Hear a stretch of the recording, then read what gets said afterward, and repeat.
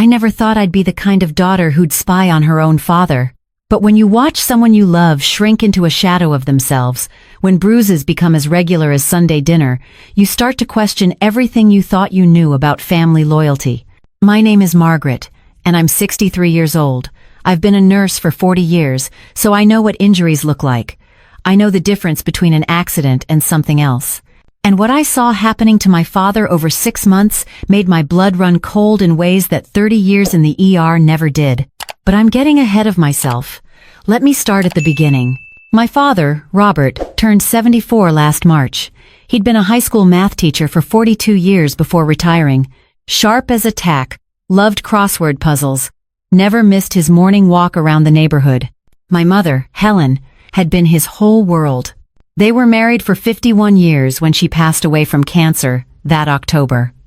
We all knew Dad would struggle without her, but we had no idea how bad it would get.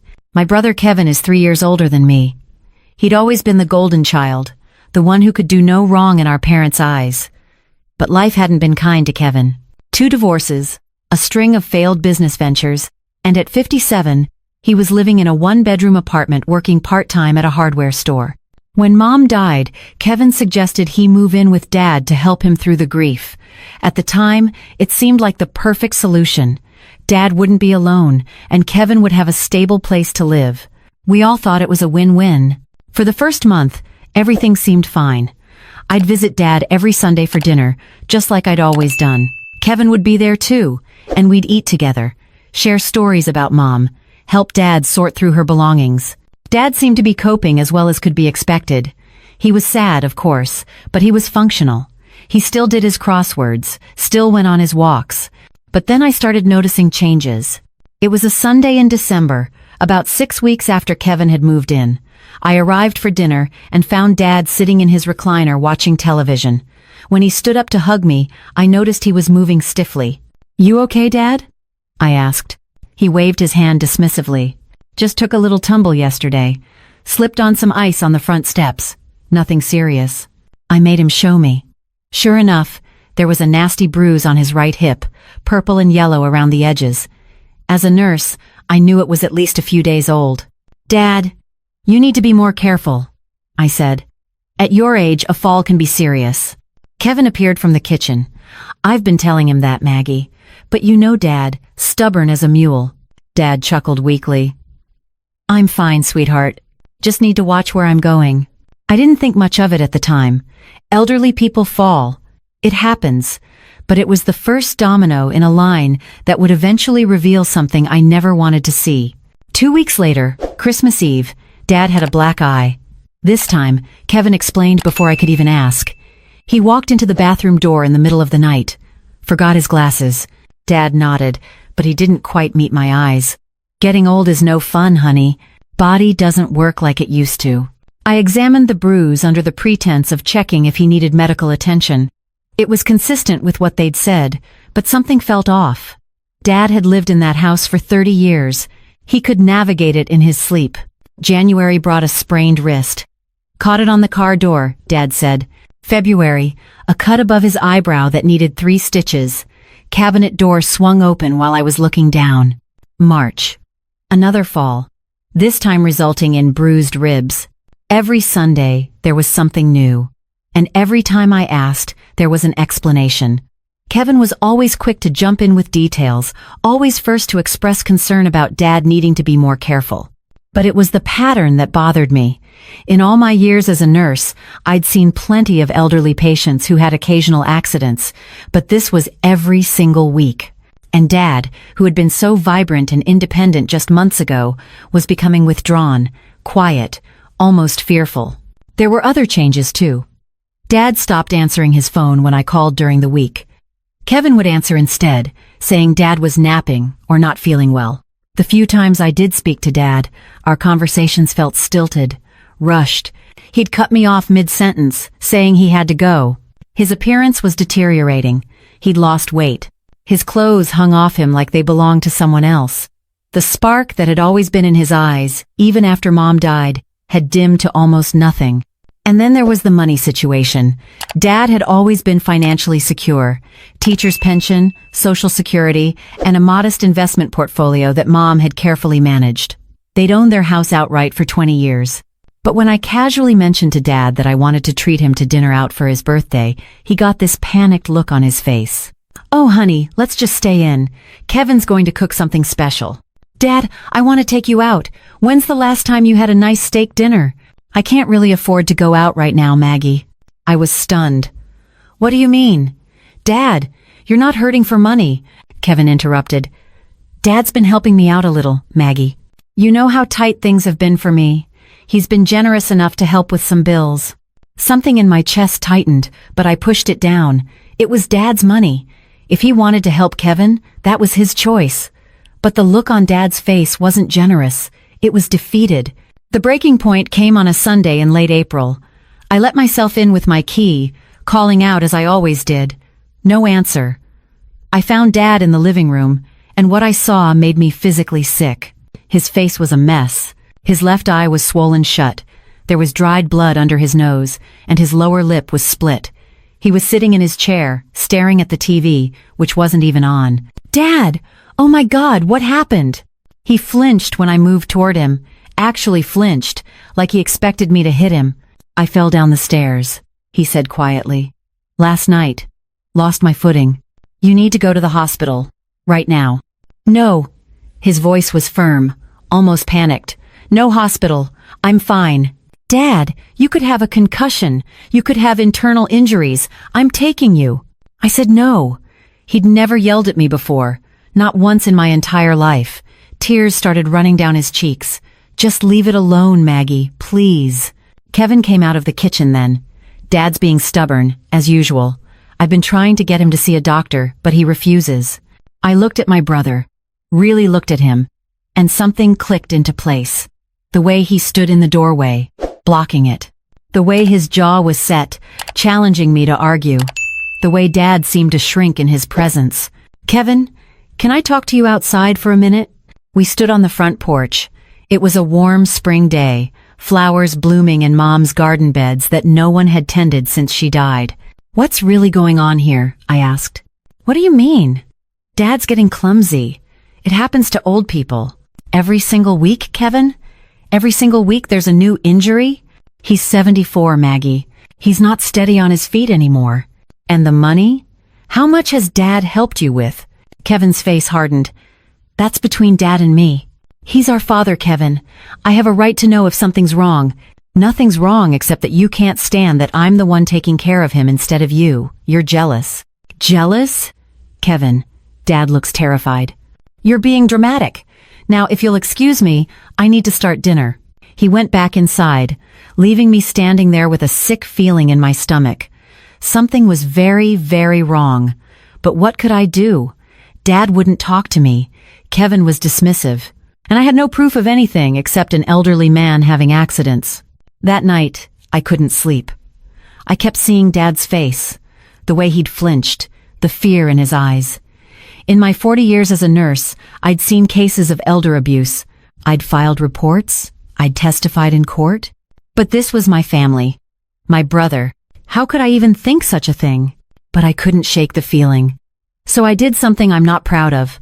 I called Dad's bank. I've been on Dad's account since Mom got sick, just in case of emergencies. He'd given me power of attorney for healthcare decisions, but had always managed his finances independently. I'd never actually looked at his accounts. What I found chilled me to the bone.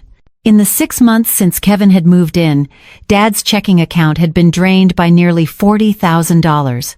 Regular withdrawals, sometimes 2 or 3 a week, 500 here, 1,000 there, occasionally larger amounts. The investment account had been closed entirely. 30 years of careful savings, gone. I requested copies of all the recent checks. They arrived 3 days later. Every single one was signed by Dad but made out to Kevin. The signatures looked shaky, uncertain. Not like Dad's usual precise handwriting. I needed to know what was happening when I wasn't there. I needed to see the truth. So I did something that felt like a violation but also felt necessary. I bought a small camera online, the kind that's disguised as a digital clock. It records motion-activated video and stores it on a memory card. The following Sunday, I arrived early while Kevin was out grocery shopping. I told Dad I wanted to tidy up the living room, maybe dust a little. He was in the bathroom, so I quickly set up the clock on the bookshelf across from his recliner. It had a clear view of most of the living room and part of the kitchen. "There," I said when Dad came back, a little sprucing up. "Doesn't that look nice?" He barely glanced around. The defeat in his eyes broke my heart. For the next week, I went through my days in a fog. I worked my shifts at the hospital. I came home to my husband David. I went through the motions of normal life. But inside, I was terrified of what I might find on that camera. Part of me hoped I'd see nothing, that I'd feel foolish for even suspecting Kevin. But part of me knew, deep down, I knew. Sunday came again. I told Kevin I had to work and couldn't make dinner. He seemed relieved. I drove to the hospital, then doubled back to a coffee shop 3 blocks from Dad's house. I sat there for 4 hours, drinking lukewarm coffee and watching the clock. At 9 p.m., I drove back to Dad's house. The lights were still on. I let myself in quietly. Kevin's truck was gone from the driveway. Dad was asleep in his recliner. I retrieved the camera and left, my hands shaking so badly I could barely drive home. David was already in bed. I went into my home office, closed the door, and plugged the memory card into my computer. There were 7 days of footage. I started with Monday and watched in fast forward, looking for anything unusual. Dad mostly sat in his chair, watching TV or doing crosswords. Kevin came and went. Normal stuff. Tuesday was more of the same. Wednesday, Thursday, and then Friday afternoon, everything changed. I watched Kevin come into the living room. Dad was in his chair, doing a crossword puzzle. Kevin said something I couldn't make out. Dad looked up, shook his head. Kevin's body language changed instantly. He moved closer, looming over Dad. I turned up the volume. "Told you I need 2,000, Kevin was saying. "Sign the check." "Kevin, please. There's barely anything left. I need that money for property taxes, for utilities." "Sign the check." "I can't." What happened next made me gasp out loud, even though I was watching it on a screen, safe in my home office. Kevin grabbed Dad by the front of his shirt and yanked him up out of the chair. Dad, frail and 74, like a rag doll in Kevin's hands. "You listen to me, old man. You owe me. All those years you and Mom gave Maggie everything, paid for her nursing school, bought her a car, helped with her down payment. What did I get? Nothing. So you're going to pay me back now. Kevin, please." Kevin shoved him, hard. Dad fell backward, hitting the arm of the couch before crumpling to the floor. I could see blood on his face from the split lip I'd seen 2 days later. "That's what happens when you don't listen," Kevin said, his voice cold. "Now get up and sign the check." I watched my father, my proud, dignified father, slowly pull himself up off the floor. I watched him, hand shaking, sign a check while Kevin stood over him. "Good. Now what are you going to tell Maggie when she sees your face?" "I fell." "That's right. You fell. Because you're a clumsy old man who can't take care of himself. And if you tell her anything different, I'll put you in a nursing home so fast your head will spin. And I'll make sure it's the worst one I can find. Do you understand me?" Dad nodded, tears running down his face. Kevin left the room. I watched Dad sink back into his chair, his whole body shaking with silent sobs. I closed the laptop.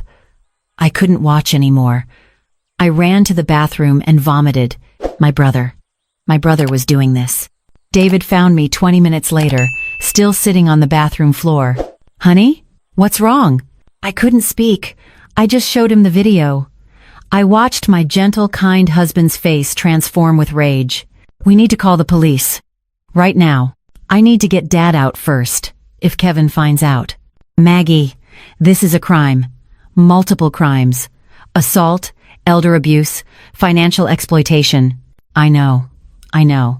But I need to make sure Dad is safe first." We called the police. We called Adult Protective Services. We called my attorney. Everyone told me the same thing. Gather as much evidence as possible, but move fast. I copied all of Dad's financial records. I downloaded all the camera footage. I took photos of the bruises I documented over the months with my phone. I built a case like my life depended on it, because Dad's life did depend on it. Monday morning, I took a personal day from work. I arrived at Dad's house at 9 a.m. when I knew Kevin would be at his part-time job. Dad answered the door, surprised to see me. "Maggie, what are you doing here?" "Dad, I need to talk to you." "Can I come in?" We sat in the living room. I held his hands, those hands that used to steady me when I learned to ride a bike, that used to help me with my homework, that used to be strong and sure. "Dad, I know what Kevin's been doing to you." He went pale. "I don't know what you—" I put a camera in the living room. "I've seen the videos. I know about the money, the abuse, all of it." He pulled his hands away, looking panicked. "Maggie, no! You don't understand. He's my son. He's just going through a hard time." "Dad, he's hitting you. He's stealing from you. He's threatening you. He's just frustrated. I shouldn't make him angry." "Stop." I was crying now. "Dad, this isn't your fault. None of this is your fault. You're a victim." "I'm not a victim. I'm his father. I should have done better by him. Maybe if I'd—" No, Dad. Kevin is an adult who's making terrible choices. You didn't cause this. You don't deserve this." We sat there for a long moment. Then Dad started to cry. Really cry. Deep sobs that shook his whole frame. I held him like he used to hold me when I was scared as a child. "I'm so ashamed," he whispered. "I didn't want you to know. I thought I could handle it. I thought if I just gave him what he wanted, he'd stop. But it kept getting worse. And I didn't know how to tell you. You and Kevin used to be so close when you were kids. How could I tell you your brother was doing this?" "Oh, Dad, I'm so sorry. I'm so sorry I didn't see it sooner." "Where will I go? This is his home too now. You're coming home with me, today, right now. Pack a bag. We're going to the police station. We're filing a report, and then you're staying with David and me. But Kevin will face the consequences of what he's done." It took another hour of gentle persuasion, but finally, Dad packed a bag. I drove him to the police station, where we met with a detective who specialized in elder abuse cases. I'd brought all the evidence, the videos, the financial records, the photos of injuries. Dad gave his statement, though it clearly pained him to do so. The detective's face grew darker as we went through everything. "Mr. Patterson, you've been the victim of serious crimes. Your son is going to be arrested." Dad looked so small in that moment. "Is that really necessary?" "Sir, what he's done to you is criminal, and based on this evidence, it's been going on for months.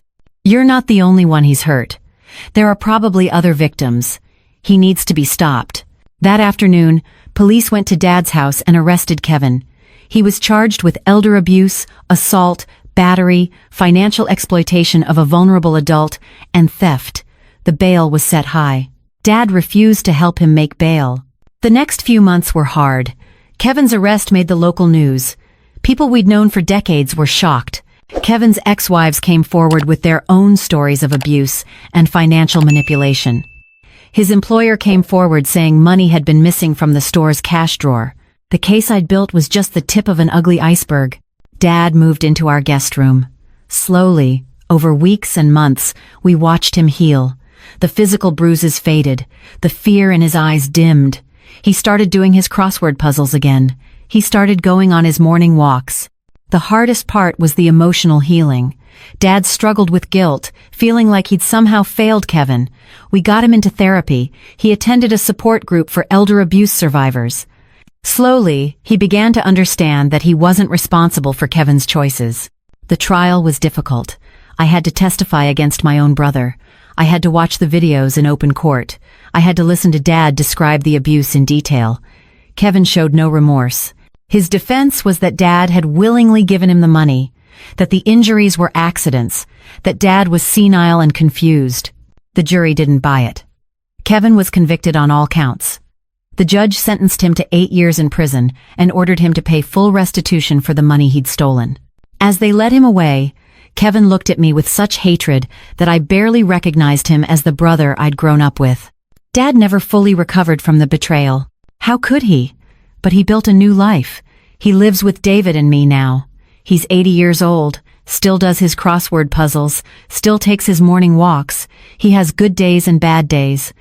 On the bad days, he talks about what he should have done differently, how he failed as a father. On the good days, he laughs with his grandchildren and tends to the garden. I learned something through all of this that I want everyone to know. Elder abuse is happening all around us, hiding in plain sight.